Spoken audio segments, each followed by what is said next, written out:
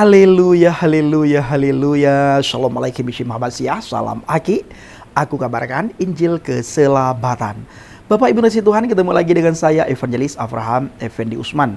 Bagaimana kabar Bapak Ibu semua? Tentu luar biasa. Nah saudaraku para pencinta Injil Habaget, saya ingin mengucapkan terlebih dahulu selamat hari Minggu, selamat beribadah. Tuhan Yesus Kristus memberkati setiap kita.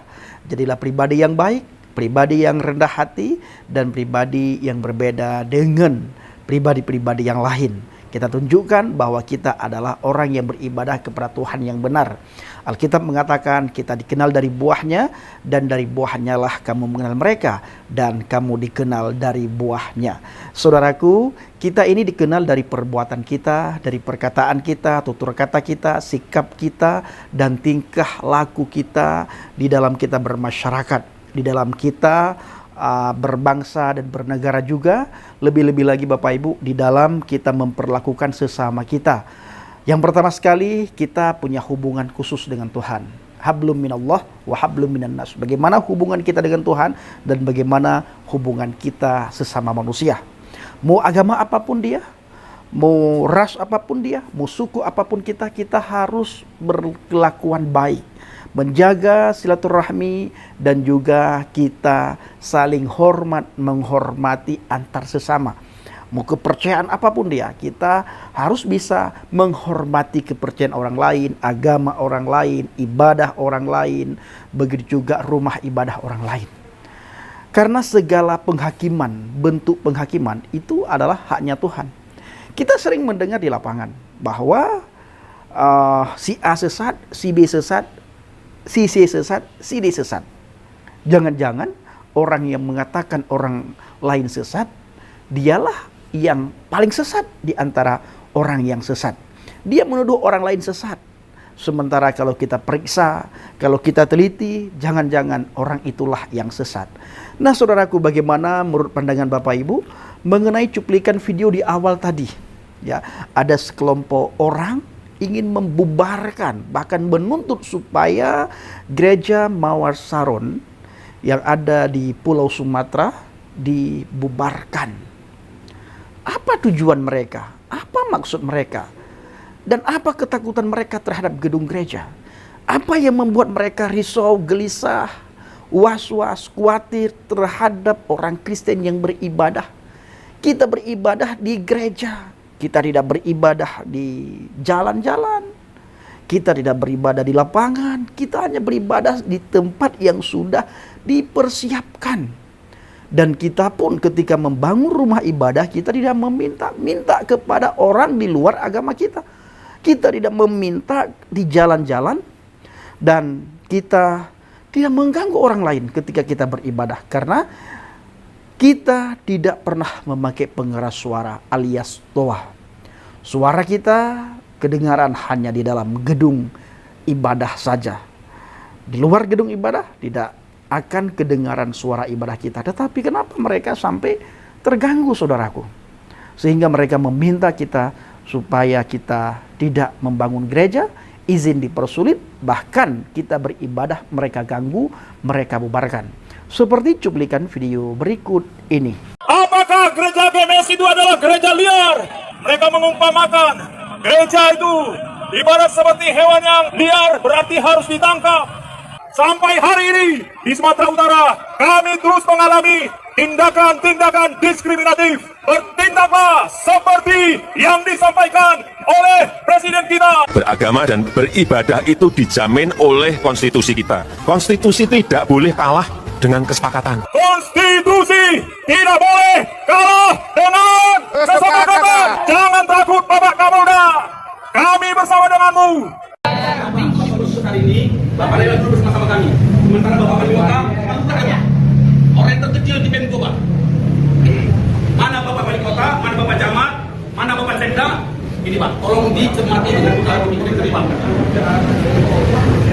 Baik, saya pikir yang disampaikan tadi dari aliansi, saya pikir bukan sebuah bukan ancaman ya, bagaimana pengalaman. Gereja Bapak Polisi ingin Pak jadi sebagai pengalaman Pak yang diceritakan beliau betul sekali. Ya. ketika hari kejadian masa bilang parah, bodol, ada yang betul-betul nggak ngerti. Kita menjaga ini semua, ya. Sudah banyak pengalaman itu dari bapak kita dipindahkan, Pak. Ya, pindahkan. Ini bukan ancaman, Pak. Ini saya kan bapak ini tadi ceritakan sebuah kejadian yang terjadi. Jangan terulang kembali. Itu aja bapak-bapak ya. Dan saya sampaikan bapak dari ini satu pekan. Ya, kalau ini juga operasi, jangan salahkan ya, jangan salahkan kami. Ya mungkin inilah hasil pertama kita. Jangan dari tadi kami sudah bagaimana. Sebenarnya banyak juga pernyataan-pernyataan yang kami cukup punya alasan untuk terluka atau sakit hati. Contohnya ditangkap, ilegal. Bapak ini tadi bilang rapis, tak begitu. Agak kiri Pak, kita udah gak ketemu. Nanti ada memancing emosi, kita udah ketemu di depan. Makin panas nanti kalau makin panas nanti kalau ngomong. Makin panas nanti.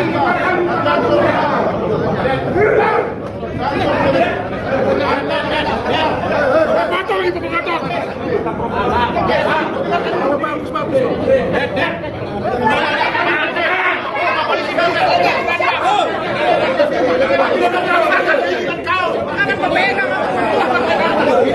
Jangan kau pegang aku.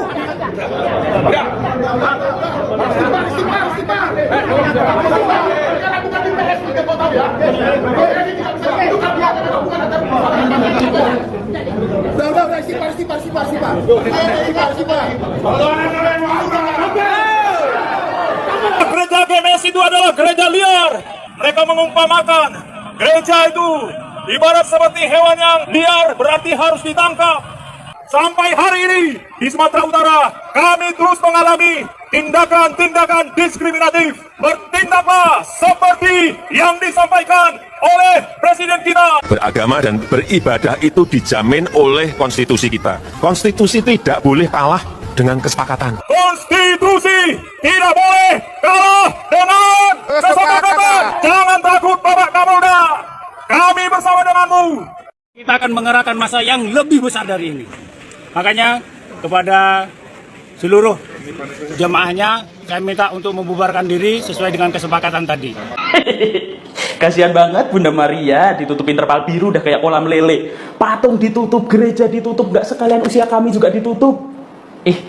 Itu kan event tahunan ya kalau misalnya lagi Natal.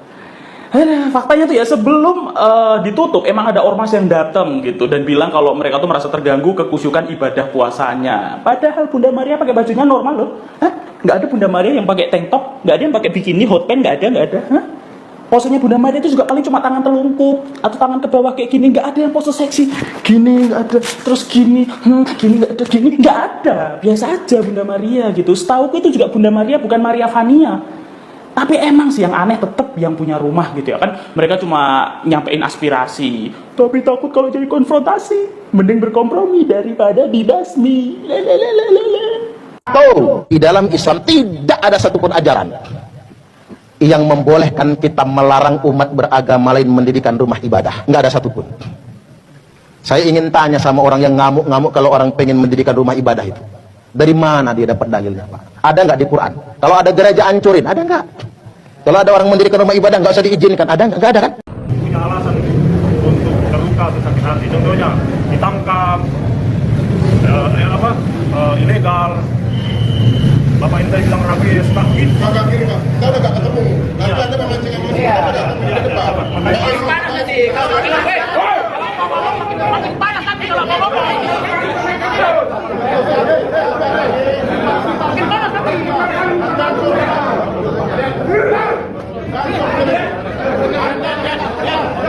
Potong itu potong.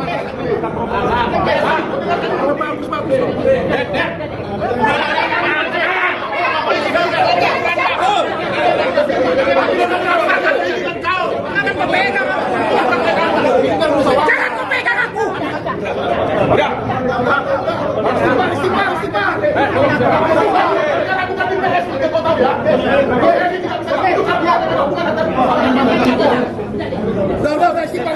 Sipar.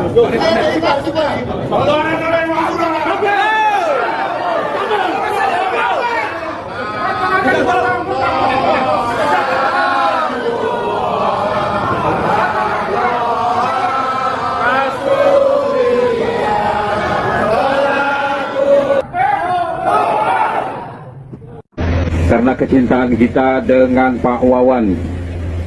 Ya, artinya permasalahan ini sebenarnya sudah bisa diselesaikan di tingkat yang bawah. Tapi kenapa ini Polda jadi ikut-ikutan? Ya, karena salah ambil tindakan, Bapak-bapak polisi, ini nanti bisa memicu perang agama di Lampung. Pak, kok bawa perang agama sih, Pak? Yang mengajak perang agama itu siapa, Pak? Agama itu bukan untuk menunjukkan siapa yang terhebat melalui peperangan. Karena agama itu bukan untuk berperang, Pak. Tapi agama itu di mana kita, kumpulan orang-orang untuk mencari kebenaran dan menemukan Tuhannya, Pak. Itu adalah tujuan agama, bukan untuk berperang, Pak. Lagi pula, Pak, orang Kristen nggak mau berperang, Pak. Gerejanya aja dibubarin, diam aja kok. Jadi kalau Bapak mengharapkan ada respon ketika ada peperangan, jangan harap, Pak, orang Kristen mau. Enggak, Pak. Karena kami udah ditanamkan kasih. Kemarin aja ya, Pak, ya, pas Israel itu ditolak, undang-undang itu sangat dijunjung tinggi, Pak. Jadi sekarang juga harus ada penegakan undang-undang, Pak. Harus ada penegakan undang-undang sesuai dengan kebenaran dan keadilannya, Pak. Jadi kalau ada sesuatu hal yang mungkin kurang berkenan, jadi nggak harus ada negosiasi, Pak. Karena kenapa? Ini adalah undang-undang, Pak. Jadi, ayo kita sama-sama bijak memberikan tindakan. Dan kita sama-sama bijak memberikan pendapat. Kita sama-sama berdoa aja supaya negara kita ini adalah negara yang berdaulat, penuh dengan kedamaian, dan penuh dengan keadilan. Oke? Ada yang nggak suka hidup bertoleransi antar umat beragama, mending lo buruan tobat, lo buruan sadar, lo buka mata lo buka telinga lo lihat video ini. Orang-orang Pasuruan itu membubarkan pengajian yang diduga HTI, dibubarkan warga Purwosari, Kabupaten Pasuruan. Karena di dalam pengajian itu mengandung intoleransi terhadap umat beragama. Seolah-olah mereka di pengajian itu pengennya negara ini milik mayoritas, tidak ada lagi minoritas.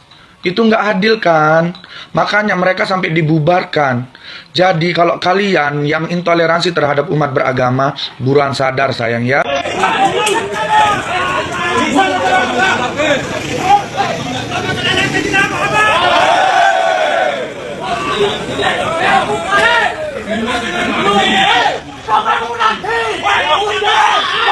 Gimana menurut kalian?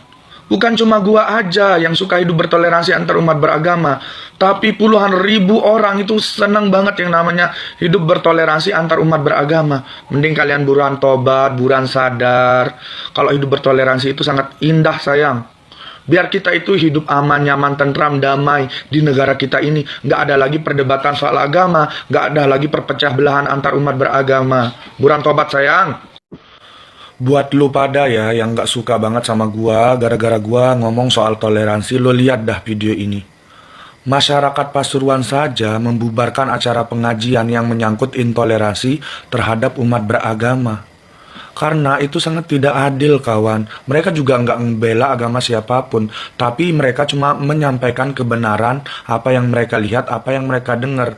Masyarakat atau warga Pasuruan saja tidak setuju kalau di Indonesia ini terjadi pecah belah antar umat beragama. Mending kita lihat deh sama-sama videonya. Kita akan mengerahkan massa yang lebih besar dari ini. Makanya kepada seluruh jemaahnya saya minta untuk membubarkan diri sesuai dengan kesepakatan tadi. Supaya tidak terjadi hal-hal yang tidak kita inginkan. Kita menjaga Indonesia supaya tetap kondusif. Karena kalau ajaran khilafah ini terus berlangsung, Pak, mereka mendirikan negara khilafah, memproklamirkan diri sebagai negara Islam, Indonesia terpecah, Pak. Papua yang non muslim, mayoritas non muslim akan memisahkan diri. Bali yang mayoritas Hindu tidak akan menjadi bagian dari negara Indonesia. Dari itu maka tidak ada cara lain. Harga mati Indonesia dan khilafah harus. Saudara dikasih Tuhan, para pencinta Injil Habagat, bagaimana tanggapan Bapak Ibu setelah melihat cuplikan video yang baru saja kita saksikan sama-sama? Silahkan saudara atau kita semuanya memberikan komentar yang positif dan kita pergunakan komentar kita dengan bijak, saudaraku. Sangat kita sayangkan di tahun 2023 ini masih saja terjadi dan banyak terjadi hal-hal semacam itu. Khususnya di tahun 2023 ini Bapak Ibu. Banyak terjadi hal-hal yang semacam itu. Ganggu ibadah orang lain. Padahal mereka tidak pernah mengganggu ibadah kita. Mereka beribadah menurut keyakinannya. Ya, padahal mereka juga sangat sering mendengar iman dan kepercayaan saudara. Ketika saudara beribadah, saudara pakai toa, Dan orang-orang di sekitar saudara tidak pernah merasa terganggu. Ada di situ ada orang Hindu, ada orang Buddha, ada orang Kristen, Katolik, Konghucu, kepercayaan-kepercayaan yang lain. Mereka tidak pernah protes. Mereka tidak pernah merasa terganggu dengan iman kepercayaan saudara. Kenapa? Karena iman kita, iman orang lain, iman orang lain. Kalau kita yakin terhadap apa yang kita imani selama ini, terhadap kepercayaan kita tidak pernah risau, gelisah, khawatir terhadap hadirnya rumah ibadah lain di daerah kita. Tidak akan pernah. Justru dengan hadirnya rumah ibadah lain di daerah kita, kita harus justru menunjukkan sikap hati kita yang benar. Kita harus menunjukkan bagaimana mereka, supaya mereka mau mengikuti cara kita, mau mengikuti ibadah kita, mau masuk ke agama kita. Harusnya seperti itu, bukan dengan cara mengganggu orang lain.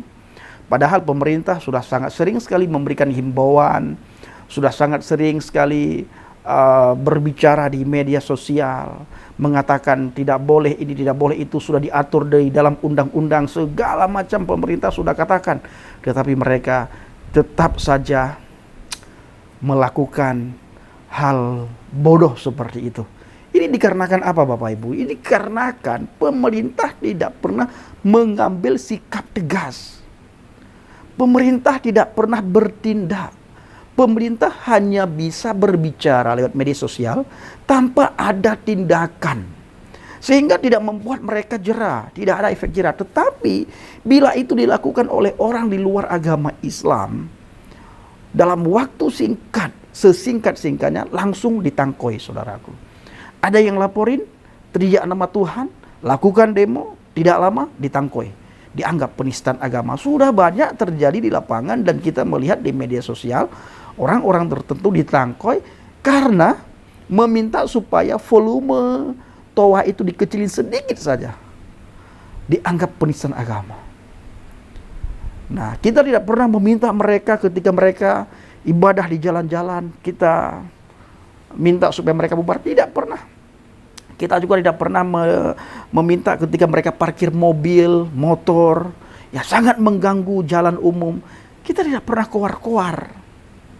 Seharusnya mereka berpikir dengan akal yang sehat, berpikir dengan kritis. Bahwa semua ibadah itu, kepercayaan, rumah ibadah itu sudah diatur dalam undang-undang. Dan pemerintah seharusnya harus berani mengambil tindakan tegas terhadap mereka yang melakukan intoleran. Ini sudah tahun 2023. Nah, baik saudaraku yang dikasihi Tuhan, kiranya video singkat ini bisa menjadi pencerahan dan bisa menjadi renungan bagi teman-teman kita dari seberang, dari RT 0666.